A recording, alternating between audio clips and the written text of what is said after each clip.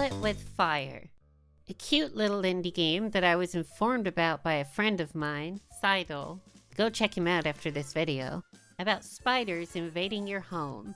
With a sequel on the way, I thought, what better time than the present to give it a shot.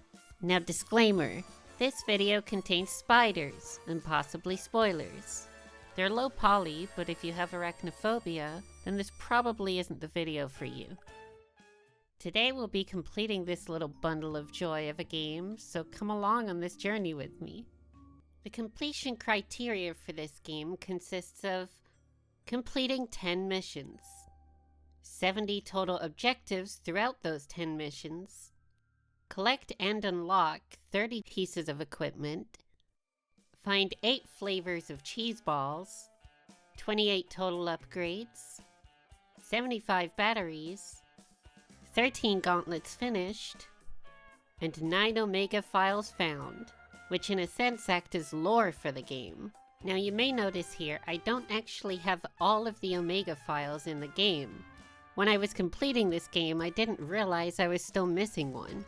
So while writing the script for this video and grabbing a few more B-roll shots, I jumped back in to grab that final Omega file, which you'll see later. First, we start off just playing the game through normally, completing as many missions and objectives as we can along the way. Really, this just consists of playing through the levels, completing missions and objectives, killing a certain amount of spiders to access certain doors, drawers, and cupboards, which will allow you to find certain items and upgrades to help you on your journey. Whilst doing this, we managed to pop a few trophies. The first of which would be Blind Justice, for killing a spider while our screen is covered in webbing. This would happen in the 3rd level of the game, Domestic Duties. Next up would be Tiny Game Hunter, for killing every type of spider in the game. This would occur in the 5th level, Major Inconvenience. Then we get to take part in arson by blowing up the gas station in the same level we got the last trophy. We killed a spider by dropping an anvil on it in Barnstormer. Blew up a printer with an RPG in the office space in Paper Trail. And beat the game with the final gauntlet, eradicating every spider. Or so we think. At this point, we completed the main run of the game, but still had some cleanup to do, and a secret ending to achieve. After completing the game, I went back to the final level and unlocked the secret ending, and knocked off all the letters on the KIWF HQ building. From there, we were in the home stretch, or so I thought. But we still had a fair amount to do. We went back through to collect the final flavor of cheese balls. Knocked a golf ball into a hole on a practice pitch in Contingency Omega, the second last level in the game. Found the last of the equipment in the game by solving this perplexing puzzle. Yeah, it gave us this old boot, but with ultimate power. Then we found the final tracker upgrade after saving it from a tree. Found the last battery collectible. Found the final upgrade by putting this bauble on a tree.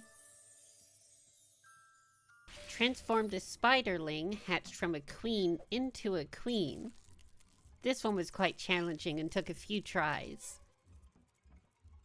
Destroyed every dish in the 3rd level of the game, Domestic Duties. Brought ultimate destruction using a flamethrower and a boot, destroying the entire hedge maze. This would be all the hedges and grass in the level.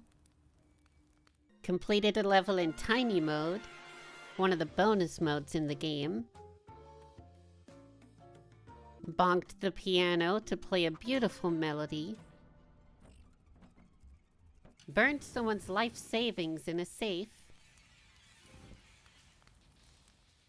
And finally, but not least, became an MLG pro by performing a 360 no-scope on a spider with the assault rifle. This was actually really challenging, especially with the controls in the game, but thankfully it was achieved after a few tries of downing an energy drink, honking the megaphone, jumping up and down while turning the camera, and shooting. With that, we'd earned every trophy in the game. Now with that said, it would have been nice to have had a platinum in this game, but unfortunately the game didn't seem to have a platinum trophy. Now that would have been me done with the game, but I had one more Omega file to collect. And as it turned out, the one Omega file that I'd missed playing through this game just so happened to be in the first level, in this cupboard, inside a box. And with that, we've completed this game. Now what were my thoughts on the game? Kill It With Fire was mostly a joy to play from beginning to end. As someone with arachnophobia, it was quite a challenge to get used to at the start, but I soon did get used to it. Plus there is an arachnophobia mode in the settings, I just chose not to use it. After all, they're just digital low-poly spiders.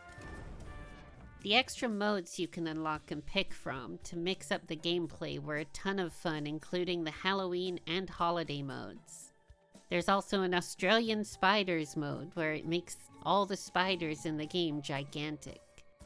In most of the footage that you've seen in this video, I have had the Australian spiders mode turned on.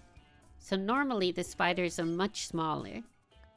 The perplexing puzzle was a little rough to figure out at first, requiring you to collect a black light, go to most of the levels once again, and look around for clues. These clues are different for each person, so a guide really wouldn't have helped. It was fine, but it did take a bit of time to figure out and achieve success. Maybe I missed something at first, but the puzzle was a little too mysterious, and took more time than I'd have liked to get started.